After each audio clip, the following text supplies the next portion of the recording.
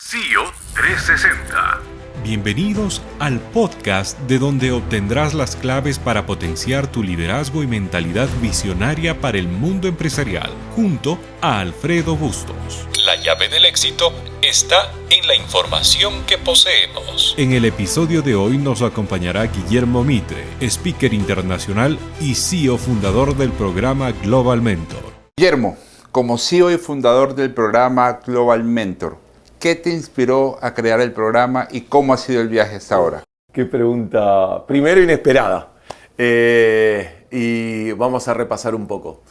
Tengo claro el momento de construcción porque fue un antes y un después. Primero trabajando para una consultora, implementando un programa que, por supuesto, al ser empleado tenía que hacer lo que ellos me decían. Sin embargo, percibía en las empresas a las que llegaba, en los auditorios, que estaban muy estáticos, que había mucho contenido, que había mucha planilla y que ellos no se integraban, no formaban parte del, como me gusta decir a mí, del educando. Entonces, al momento de escribir el programa Mentor, mi primera idea fue: quien tome este programa se tiene que convertir en un mentor para su equipo. O sea, la estrella tiene que estar del otro lado. Y creo firmemente en el entrenamiento, con lo cual la parte importante del programa es que vemos el contenido, mostramos el contenido y lo que más me gusta es que cada uno después lo haga para poder llegar a su equipo con confianza e implementar.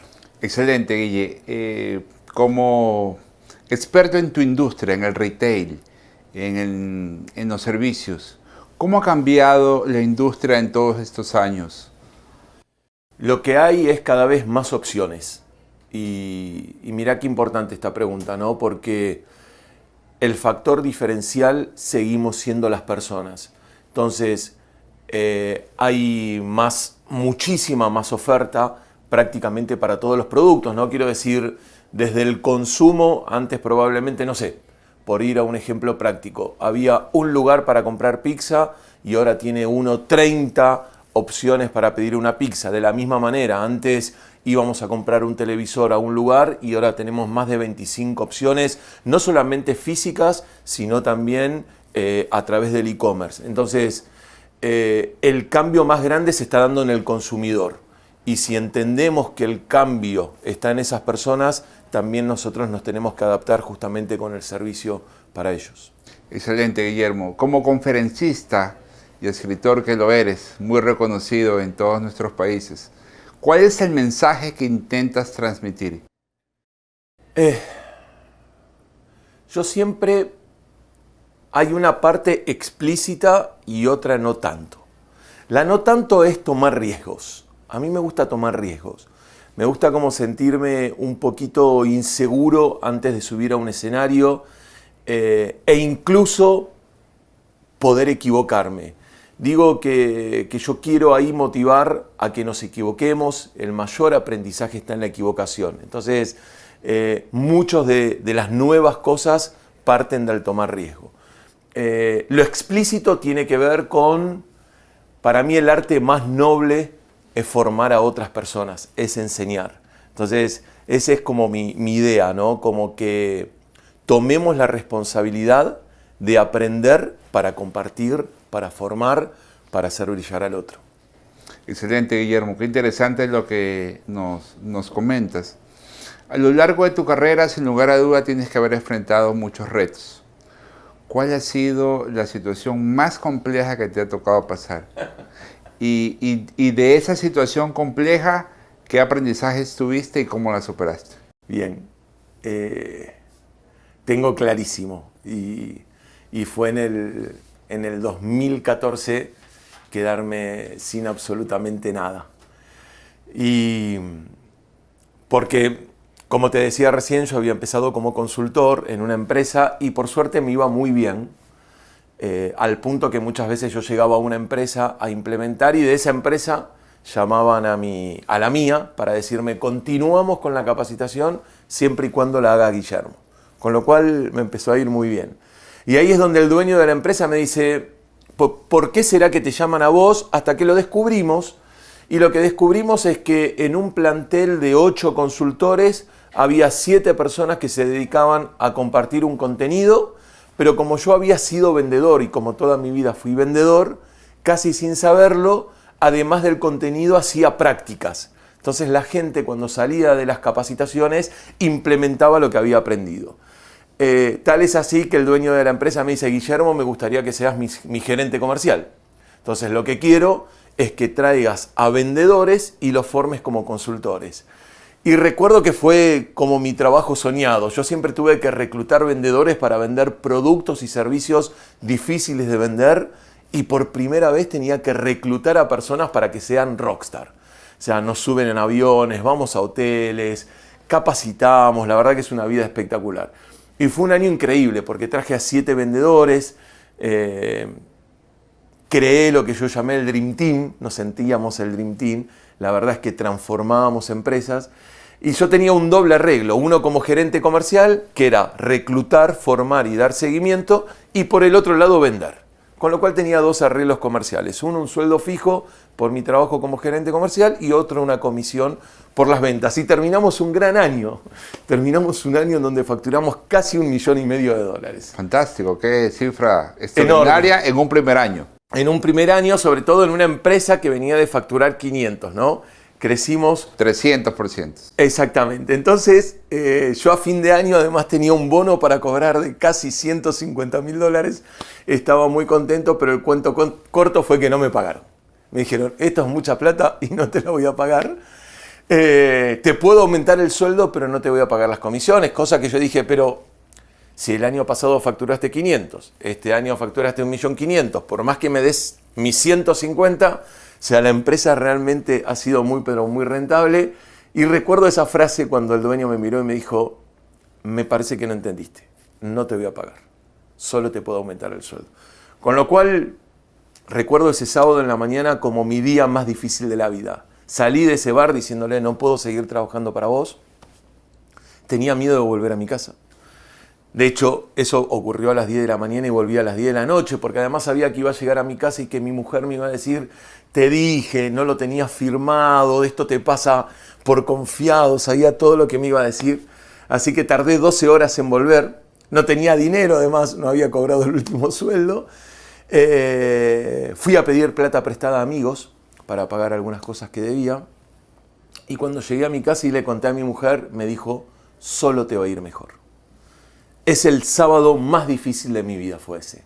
Y el domingo, con los márgenes que me quedaban en la tarjeta, saqué un tiquete a Colombia, desde Buenos Aires a Colombia.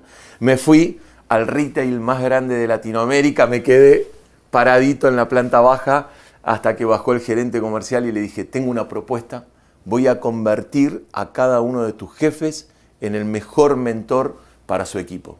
Y me dijo: hagámoslo.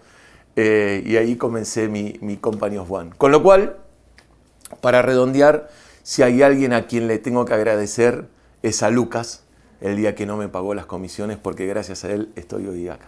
Fantástico, qué historia de resiliencia y determinación, ¿no? De saber que esas cosas en la vida pasan y que hay que reponerse de esos momentos difíciles. Y a veces capaz no de determinación, porque capaz que era como lo único que tenía por hacer. Fue como lo que se dice el manotazo de ahogado. Y la verdad es que yo soy muy agradecido porque en esos momentos siempre sale como una gran versión mía. En vez de quedarme paralizado, me pone en acción.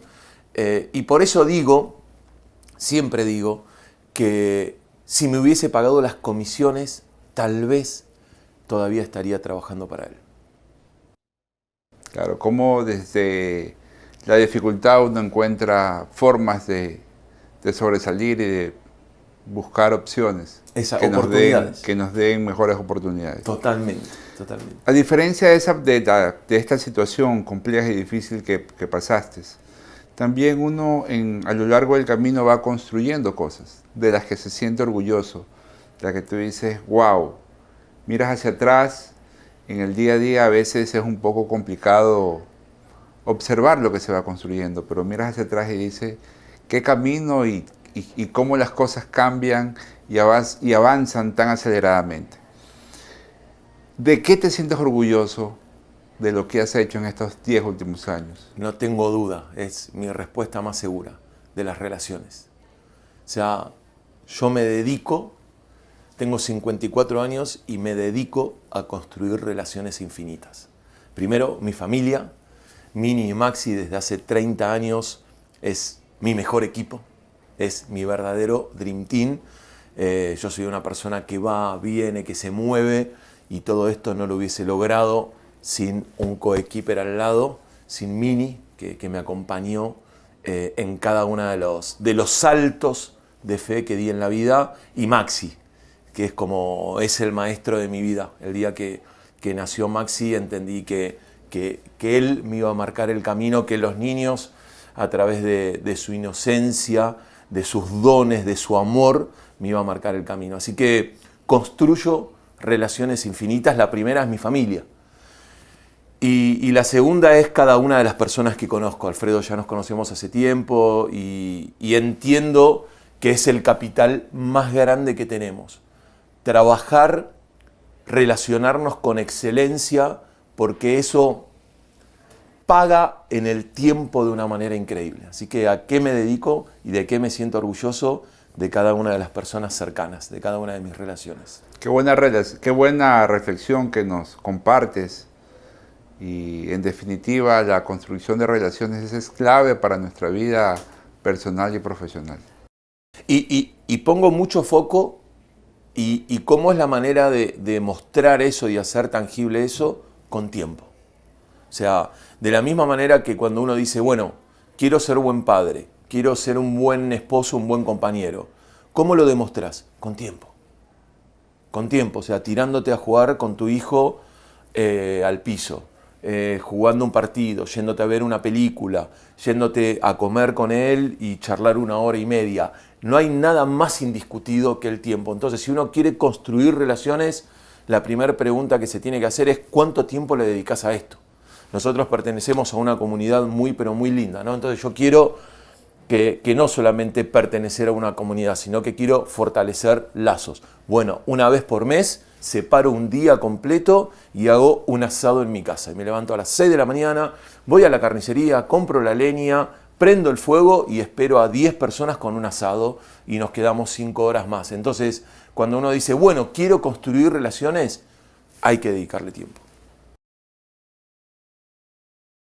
Una pregunta, ¿crees en la suerte? ¿Tú crees que la suerte existe? ¿La suerte la construimos? Sí creo en la suerte. De hecho, me defino como la persona con más suerte en el mundo. Sí creo en la suerte. Y estamos justo, en esta entrevista está muy presente Mini, ¿no? Te nombré a mi mujer ya varias veces. Y yo siempre me sentí la persona con más suerte en el mundo. Entonces yo digo, yo tuve la suerte en mi primer trabajo a los 16 años, que más que un trabajo fue un aprendizaje. Teníamos que vender viajes. Pero a mí me enseñó a pararme frente a 40 papás. Entonces yo siempre digo, qué suerte que tuve mi primer trabajo. Después vendí el producto más difícil de vender en el mundo. Digo, qué suerte que tuve que vender seguros de vida, porque eso me preparó para poder vender cualquier producto. E incluso mis papás se separaron cuando yo tenía 1 año y me criaron mis abuelos.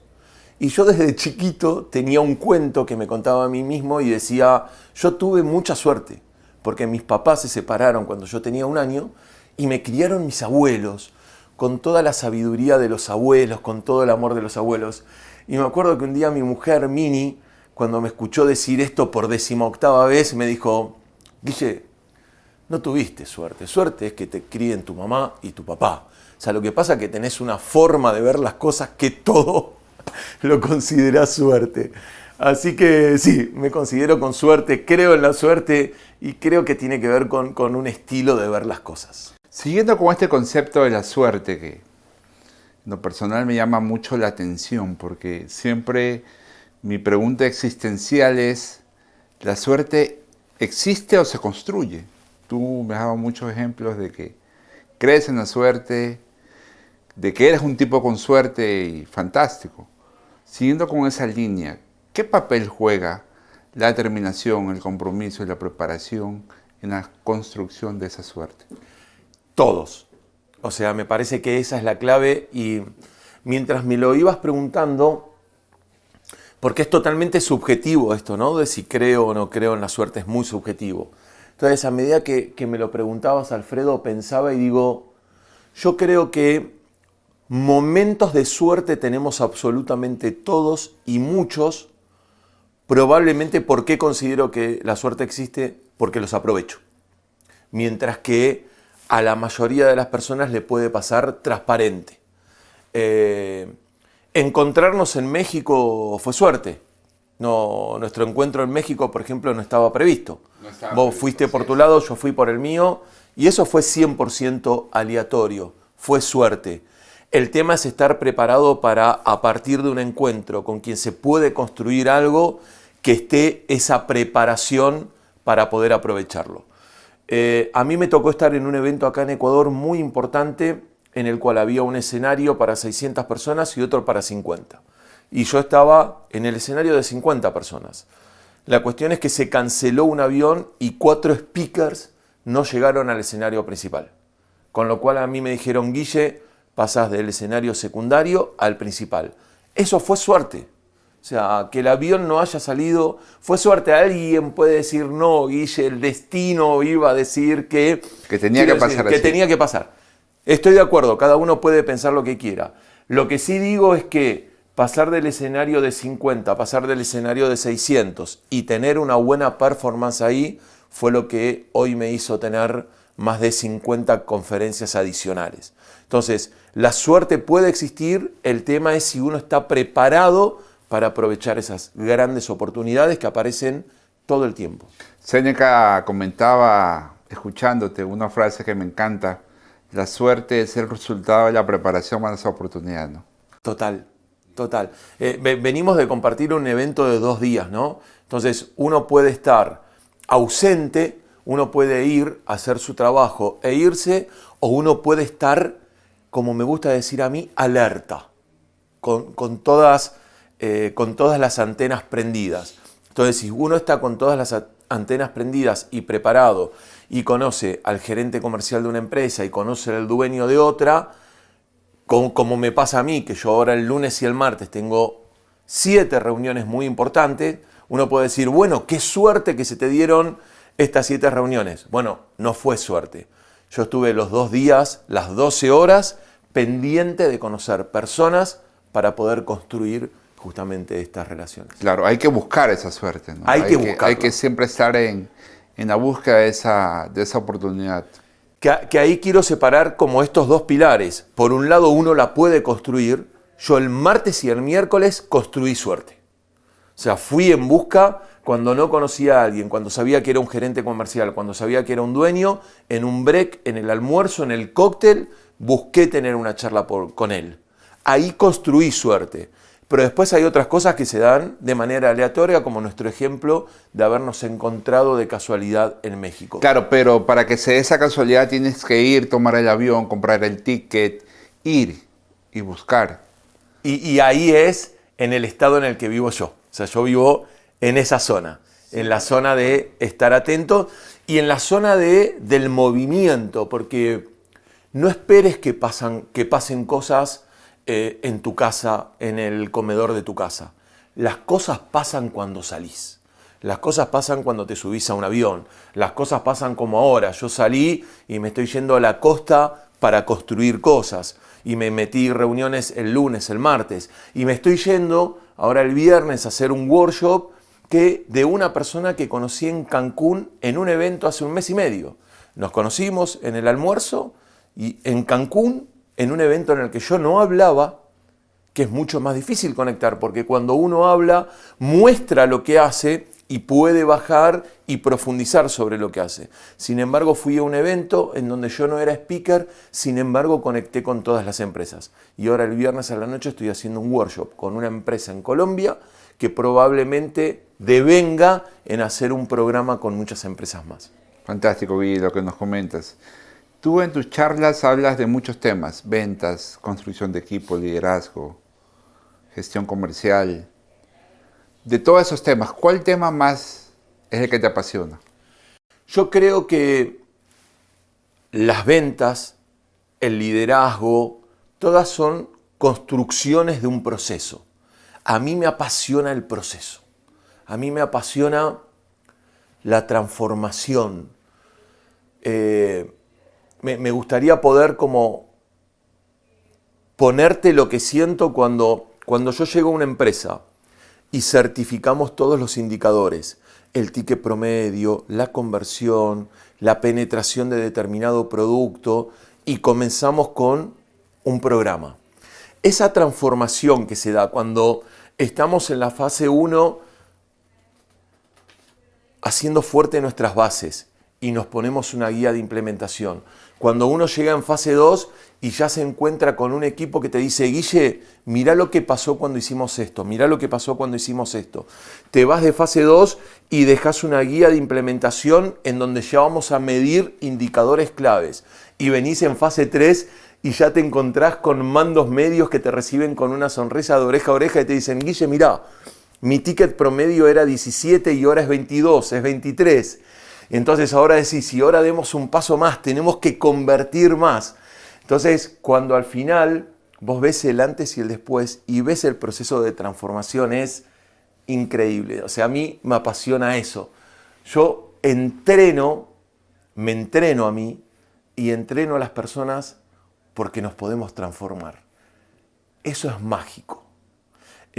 Lo hago en mi trabajo, incluso lo hago, por ejemplo, vos sabés que una de mis pasiones es la exposición al frío y meterme en 200 kilos de hielo. Y a mí me parece increíble, hay un segundo de meterte al hielo que el cuerpo te grite, sácame de acá, sácame de acá, sácame de acá. Y hay un pequeño segundo en donde el cuerpo dice, esta es mi nueva realidad, me tengo que adaptar. Y ese proceso de transformación que lo siento en mí, pero sobre todo lo veo en muchas personas cuando ingresan y es como, es realmente increíble, es mágico para mí. Es parte del crecimiento, ¿no? El adaptarte a las circunstancias que nos rodean. Tú como conocedor de equipos, como formador de equipos, como gestionador de equipos, siempre has trabajado con líderes. En estos últimos 15 años, 20 años, ¿cómo crees que ha cambiado el liderazgo? Es uno de los puntos. Yo en estos últimos 15 años debo haber trabajado con más de 300 corporaciones, ¿no? Con lo cual tengo contacto permanente con mandos medios. Llega una empresa y trabajo con 400 jefes, 100 gerentes, 35 gerentes más arriba, 2 regionales. Entonces tengo todo el tiempo contacto y lo que yo percibo es que la gente muchas veces ocupa un cargo y se olvida del rol, o sea, de quién debe ser. Entonces se queda en soy gerente, soy supervisor y nos olvidamos del impacto que tenemos que tener. Entonces, a mí me gusta e incluso muchas veces en mis conferencias digo, sos gerente, sos supervisor, sos jefe. El cargo no me interesa. La pregunta que te quiero hacer es, ¿cuánto te estás preparando para saber administrar la autoridad formal que te da ese cargo? Tenés que saber manejarla. ¿Cuánto te estás preparando para entrenar al equipo? Que entrenar significa que tenés que tener la capacidad de mostrar y que después el otro lo haga. Y número 3, ¿cómo te estás preparando para mantener la motivación intacta en el tiempo? Y en general muy poca gente se ha preparado en estas 3 patas que tiene que tener un mentor. Por eso cuando llego con el programa apunto a esas 3 patas, al jefe, al entrenador y al líder. Volviendo a la génesis a tu pregunta, digo, yo veo que cada vez se repiten mucho más frases incluso sin contenido. Por ejemplo, la nueva generación no le gusta trabajar, los chicos ahora se quedan un tiempo y se quieren ir de viaje. Y ya he parado a más de 100 personas diciéndole, ¿a quién conoces en nuestro círculo de amigos? ¿A quién conoces que el hijo se va de viaje, que se queda trabajando 3 o 4 meses y nada más? La verdad es que nos estamos sacando la responsabilidad y la estamos poniendo en la sociedad. Porque yo te aseguro que cuando hay un liderazgo fuerte, que enseña, que motiva, que forma, cuando el otro siente, a mí me conviene trabajar, con Alfredo, con Juan, con Fernando. ¿Por qué? Porque me hace crecer. Las personas realmente son extremadamente fieles y leales a ese tipo de liderazgo. El tema es que cada vez queremos más que los otros hagan las cosas y no nos hacemos responsables nosotros. Se habla mucho que cuando la persona renuncia al líder. ¿Tú crees eso? Sin duda, sin duda. Y a los malos ambientes laborales, ¿no? Al líder y al mal ambiente. Y por suerte se ha determinado ya desde hace tiempo que el factor salarial es importante porque para todos nosotros el dinero es importante, sin embargo está en tercer lugar. Lo número uno y lo que más se valora es el 1 a 1 con mi jefe. Y de nuevo, y no estamos hablando simplemente de ser cordiales, sino que estamos hablando de cuánta capacidad tenés de impactar positivamente en las personas que trabajan con vos. Y número dos, si yo voy a pasar 6, 7, 8, 10 horas en un ambiente laboral, quiero estar en un lugar en donde la pase bien. Entonces, ¿cómo se construye el ambiente? A partir de las personas. Siempre las personas terminarán siendo el corazón de una empresa. Suelen llamarme a mí para, Guille, necesitamos vender más. Tenemos que facturar más, queremos más rentabilidad. Bienvenido, yo estoy para eso, siempre y cuando entendamos el proceso. ¿Cómo vamos a llegar a ese resultado que está al final del proceso? Número uno, empoderando a nuestro capital más importante, la gente. Si nuestro capital está empoderado, sabe cómo hacer las cosas, va a impactar en el cliente. Nuestros clientes van a volver, nos van a comprar más y recién el resultado de todo eso va a hacer que podamos vender más, va a hacer que podamos ser más rentables. Tu carrera profesional, Guille, es una trayectoria de muchos años. Si pudieras volver atrás, ¿qué harías diferente? ¿O qué consejo te darías? Yo soy una persona mirá lo que voy a decir, Alfred, con muy poca visión. Siempre estuve y vivo muy concentrado en el aquí y el ahora. Y estar concentrado en el aquí y el ahora muchas veces no me hizo tener una visión hacia más adelante, con lo cual casi todo en la vida me encontró. Mi primer trabajo, estaba terminando la secundaria, vení, sumate al equipo. Mi segundo trabajo, Guille, creo que podés venir acá.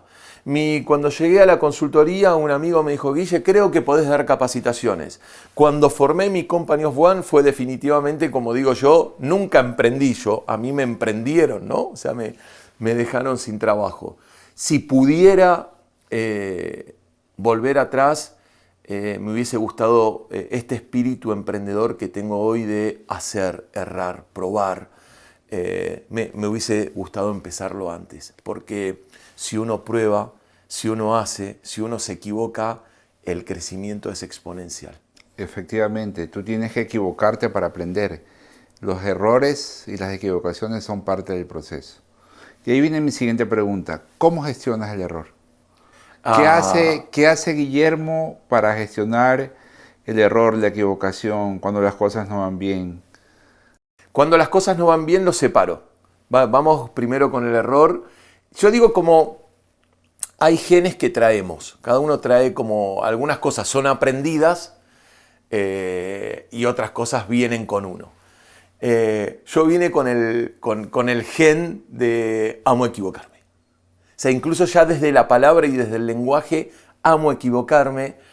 Y vos lo sabés, Alfred, yo tengo mucha memoria.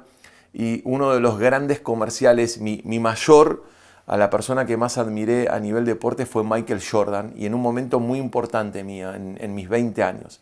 Entonces, Michael Jordan saca un comercial en donde él dice, he perdido más de 100 partidos, he fallado más de 1000 tiros, he errado más de 25 tiros definitorios, esos que gana o pierda.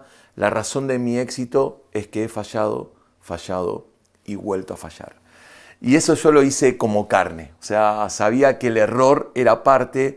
Y cuando uno comienza su carrera profesional desde la venta, la suerte y lo lindo que tiene la venta es que uno se acostumbra mucho más rápido al no que al sí. Entonces uno tiene que saber que tiene que ir a buscar 10 personas y que 9 te dicen que no y uno te dice que sí. Y eso a uno lo ayuda justamente a gestionar el error. Entonces, por un lado, lo vivo con alegría, con entusiasmo y no tengo ningún problema con equivocarme. Cuando las cosas no van bien, sobre todo cuando uno es company of one, tengo que admitir que muchas veces uno siente incertidumbre. A mí me ha pasado en la pandemia. Yo pasé de una gran facturación a facturación cero. Y fue un momento de mucha incertidumbre para mí. Entonces, lo primero es reconocerlo. Lo primero que me pasa es, no estoy bien. O sea, estoy sintiendo inseguridad. Y la inseguridad tiene que ver con el qué va a pasar, cómo voy a pagar las cuentas. Entonces, lo primero es lo reconozco. Y reconocer esa sensación, esa emoción, por ejemplo, que tuve de incertidumbre, es lo que te permite como dar el siguiente paso de tranquilo, Guille, todo se va a acomodar. Entonces, también tengo la suerte de que venga la emoción, venga la incertidumbre, pero de saber gestionarla. Y esto ocurre todo el tiempo, no solamente cuando es tan profundo, porque uno puede errar en ir a ver una empresa y que te digan que no, es un fracaso o como cada uno lo quiera ver, es muy subjetivo, pero después uno puede errar todo el tiempo en le respondí mal a mi hijo y me dijo algo y le respondí mal. Y hay momentos en que o le respondí mal a un compañero o le respondí mal a alguien. En ese momento en el que uno se equivoca con otra persona, a mí también me viene una pequeña sensación de incertidumbre, de no lo hice bien. Y ahí sí yo dedico mucho tiempo a no lo hice bien, no lo hice con maldad, pero en la próxima tenés que contestar mejor. Y es un poco el inicio de cada uno de mis días. El inicio de cada uno de mis días tiene que ver con una respiración, con una meditación y sobre todo con una reflexión de repasar el día de ayer y con un pedido de cómo hoy puedo hacer las cosas mejor que ayer. Qué buenas reflexiones, Guille. El futuro, ¿cómo lo ves? No lo veo. Vuelvo al hoy. Vuelvo a estar como entendiendo que cómo estoy haciendo las cosas hoy y entendiendo de quiénes me estoy rodeando, sé que empiezo a construir cosas increíbles para el futuro. Entonces, allá está la idea, ¿no? Está la empresa tecnológica, está el nuevo programa por lanzarse, pero sé que para que esas cosas sucedan, tengo que poner el foco en lo que tengo que hacer hoy para llegar ahí. Entonces, está la ilusión, está el sueño y me entusiasma mucho saber que estoy en ese camino. Qué bueno, Guillermo. Qué buena conversación. Gracias por compartir este espacio donde nos dejas muchas reflexiones y muchos aprendizajes que seguramente va a aportar a líderes, jefes de equipos, emprendedores y personas que desean seguir este camino, lindo camino al emprendimiento, de las ventas y del liderazgo. Te agradezco infinitamente. Gracias y me entusiasmó mucho hacer esto, saber que es la primera vez que lo estás haciendo, pero me entusiasma mucho hacer esto con una persona que admiro profundamente y aprovecho para agradecerte porque sos un tipo extremadamente generoso, Alfred, y para mí no hay nada más lindo de cómo hablan de uno cuando uno no está, ¿no? Entonces, cuando vos no estás y nos referimos a vos, siempre hablamos de tu generosidad, de tu capacidad de liderazgo y sobre todo la capacidad que tenés de impactar en todo tu equipo, en toda tu empresa. Así que aprovecho para agradecerte en persona. Gracias, hermano.